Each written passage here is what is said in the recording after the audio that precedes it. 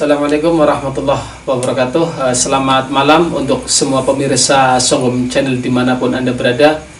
Alhamdulillah kali ini Songgom Channel kedatangan seorang tamu, yaitu seorang praktisi kesehatan medis dan non medis, yaitu Ustadz Rofi Said. Assalamualaikum Tad. Waalaikumsalam. Jadi gini Tad, kita langsung to the point Tad ya. Gimana sih sejarah awalnya panjenengan itu bisa mengerti atau tahu tentang dunia pengobatan medis dan non medis seperti itu Tad? Yang pertama, sebetulnya saya belajar seperti ini ya, atau jadi seperti ini itu sebetulnya tidak ada satu rencana pun atau suatu yang kebetulan lah istilahnya bisa jadi seperti ini. Ujuk-ujuk begitu, ada ya bisa itu karena belajar ya, tapi dulu itu sebetulnya fokusnya itu tidak ingin jadi seorang praktisi gitu seperti ya, itu untuk ya. masalah pengobatan jasmani dan rohani tadi. Oh ya pemirsa, jangan lupa juga bahwa Ustadz Rofi Said juga mempunyai channel YouTube ya, yang bernama kalau nggak salah Muhasabah Jasmani dan Rohani. Untuk pemirsa Songgom Channel jangan lupa juga ya, tadi saya bilang bahwa Ustadz Rofi mempunyai channel YouTube Muhasabah Jasmani dan Rohani. Di situ banyak video, banyak konten yang untuk bisa mempelajari diri gitu. Di situ juga ada konten untuk mengetahui apa sih misteri-misteri yang ada di sekitar kita. Beliau juga biasa bermediumisasi ya tadi ya. Iya. Itu rencana awalnya itu kita dari awal dulu tadi ya, dari rencana channel YouTube gitu kan. Tujuan awal panjenengan nge-YouTube itu seperti apa tadi? Sebetulnya tujuan awal saya nge-YouTube ya, itu sebetulnya hanya sekedar dokumentasi itu seperti itu. Tapi ternyata setelah berjalan ya, sebetulnya itu faktornya nge-YouTube itu ada dua. Yang pertama adalah sebagai dokumentasi pribadi kami ya. Kemudian yang kedua itu sebagai iklan. Itu seperti itu. Untuk mengiklankan bahwa jenengan itu mempunyai keahlian gitu. Ya. Selanjutnya gini Tad, menurut yang saya dengar sedikit cerita bahwa panjenengan juga waktu zamannya sekolah itu agak badung seperti itu Tad. Mohon penjelasannya seperti apa Tad? Ya, masa itu kan sebetulnya masih masa anak-anak mencari jati diri seperti itu ya. Sebetulnya sifat nakal yang timbul dari anak-anak tersebut itu sebetulnya bukan sifat asli. Yang pertama, kemungkinan besar ya, seorang anak itu haus dengan pengetahuan. Semua pengen ngerti, pengen tahu gitu ya. Penasaran ya, jadi penasaran. Jadi hal apapun itu bisa menjadi bahasanya kayak cobaan, coba dulu gitu ya. Seperti itu. Tapi pas waktu zaman sekolah ya, zaman sekolah itu sebetulnya masa jati diri, pencarian jati diri di sekolah ya. Tapi di situ pas waktu kami sekolah itu ternyata itu tidak beda jauh dengan berputar 90 derajat dari sekarang lah, dalam segi pemikiran, kemudian segi pergaulan dan lain sebagainya, itu seperti itu sangat beda jauh dengan sekarang. Karena dulu itu pas waktu sekolah itu bahasanya nyongke sering bolos, bahkan sampai dicatat itu ranking 2 dari bolos mikir. Bukan dari segi ya, bukan positif ya, yang ranking 2 bukan prestasi ya, tapi dari bolosnya itu, badungnya itu ranking 2 saja. Ranking 2. Iya. Tetapi semenjak berubah haluan, alhamdulillah dengan bertambahnya dewasa, kemudian pikiran orang tersebut itu semakin dewasa, itu semakin bijak ya. Pada akhirnya saya itu di pesantren kan. Itu mohon maaf kan, mondok ya, dalam artian pesantren itu ya. Itu inisiatif sendiri atau dari orang tua, dorongan orang tua? Pertama itu sebetulnya pas waktu nyantri itu sebetulnya keinginan orang tua. Itu yang pertama. Dulu itu saya itu zaman 2000-an ya sekitar 2010-an lah. Itu kan lagi ngetren-ngetrennya dunia digital. Iya. Masalah komputer, masalah dunia digital itu masuk di pedesaan ya. Iya, baru pertama kali lah akses internet masuk ke desa. Dulu itu saya pengennya cuma satu, sekolah komputer. Pengen les komputer. Tetapi dari kedua orang tua saya itu tidak mengenangkan lah. Tidak mengizinkan lah, orang berkenan jarene sekolah mondok bae ngono ya kowe. Tapi pada akhirnya mondok juga. Itu kan biasanya kan dari dorongan orang tua disuruh mondok gitu tadi. Berarti ada perang batin dong itu kan, berarti kan. Pasti kan ada perang batin kan.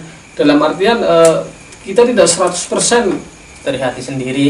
Gitu loh. Di pondok pasti juga berbeda lah gitu loh, karena bukan dari hati sendiri gitu loh. Itu menyikapinya gimana tadi?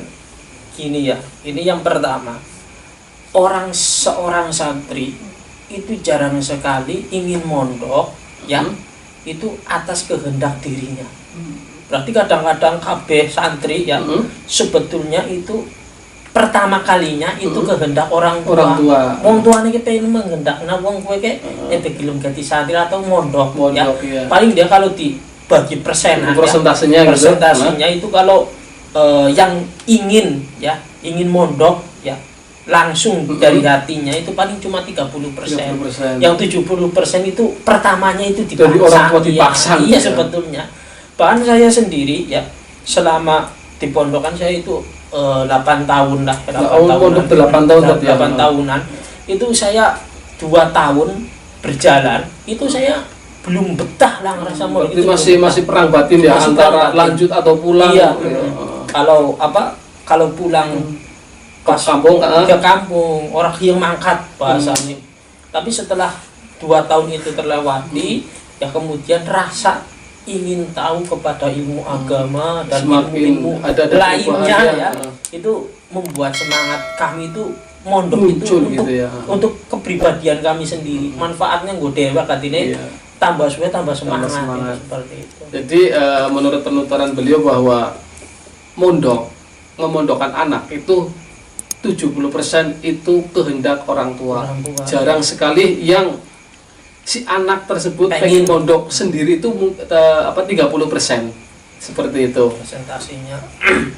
Kan ini saya juga sering melihat konten YouTube-nya jadi gitu saja. Itu kan di situ ada mediumisasi, dalam artian mungkin karena saya awam di bidang goib tadi ya, memasukkan jin gitu kan. Itu kan jin tadi ya ke si orang itu mediumisasi itu.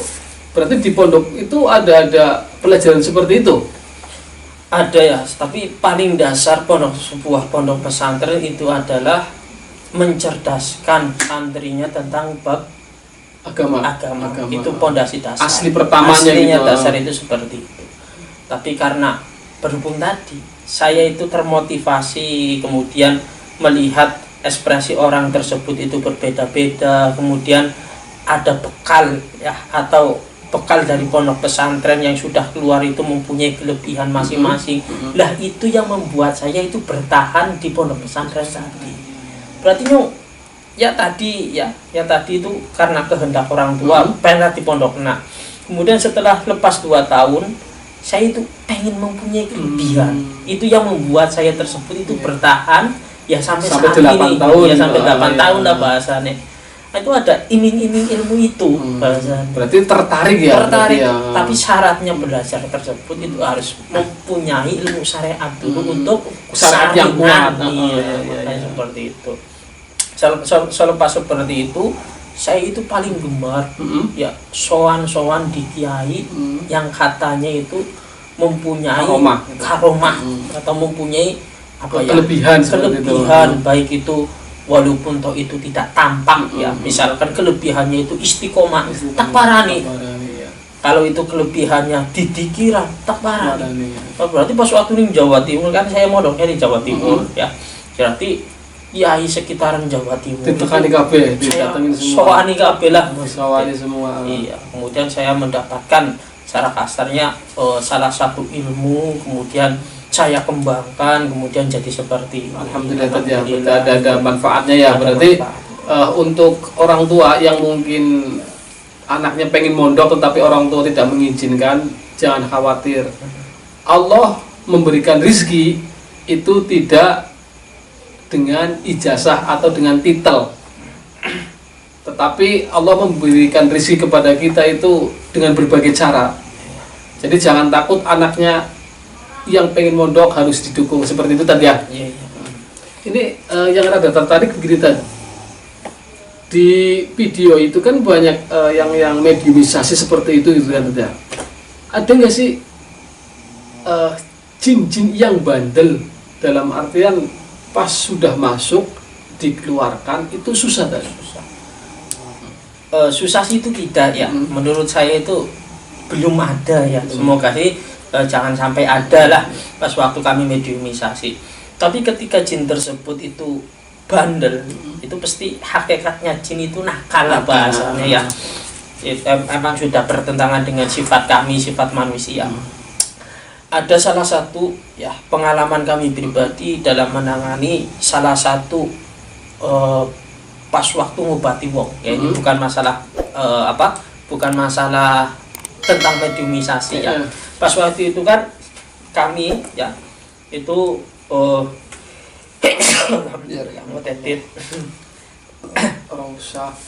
berarti kami pas waktu itu kan menangani kasus sihir ya, atau santet sering itu disebut itu kasus santet. Pas waktu itu ada seorang perempuan itu terkena santet.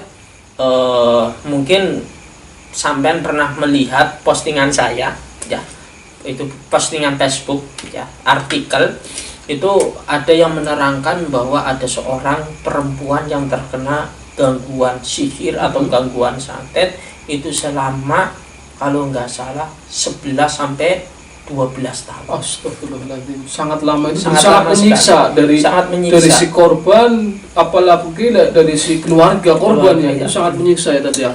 Anehnya itu seperti ini, ketika orang tersebut itu menceritakan ya kepada orang apa yang dirasakan, mbak tersebut, wanita tersebut itu tidak merasakan efek apapun.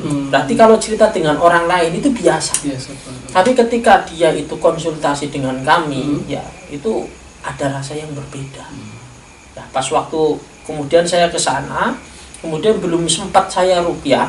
Ya, berarti ini ya, saya kan juga alhamdulillah mempunyai bahasanya mempunyai bekal ya, ilmu ruqyah, kemudian ilmu kesehatan, ilmu alternatif ya untuk mengobati semua ya, mengobati semua penyakit ya, baik itu penyakit jasmani ataupun penyakit rohani ataupun penyakit medis dan non medis. Alhamdulillah kami bisa ya, dan diantaranya kan kami juga menangani ruqyah, kami menangani gurah juga, kami bekam juga, kemudian pijit-pijit itu jari sakti, ya, yang viral itu di Jagat Satria, Angga Buana ya, itu kan viral, itu saya juga bisa, alhamdulillah. Kemudian ada lagi ya, kemudian totok punggung. Berarti pengobatan alternatif seperti itu berarti banyak modelnya modelnya. Akupuntur juga saya bisa. Kemudian akupresur juga saya bisa. Kemudian terapi-terapi lainnya. Misalkan untuk kesehatan ya. Kesehatan. Baik itu psikis ya, pakai hipnoterapi itu juga saya bisa. Jadi kami itu sebetulnya menangani klien ya, atau menangani pasien tersebut itu dipandang dari dua sudut. Pertama saya pandang itu dari sudut medis, kesehatan. Bukan. Yang pertama saya pandang itu langsung dari sudut gangguan gaibnya tadi. Kemudian kalau tidak ada, saya lanjutkan ke medis tadi. Ya contohnya kayak tadi, mbak tadi katanya itu nggak tahu itu terkena santet, itu nggak tahu. Karena anehnya kenapa? Selama 11 sampai 12 tahun itu tidak pernah merasakan dingin. Udih. Berarti setiap hari ki gerah terus, gerah terus. Bahkan punten ya, bahkan tidur saja itu tidak pakai busana lah bahasanya ya, cuma pakai anu penutup itu saja. Itu 11 tahun ya, atau ambil anunya pasnya 12 tahun ya, itu tidak pernah merasakan dingin.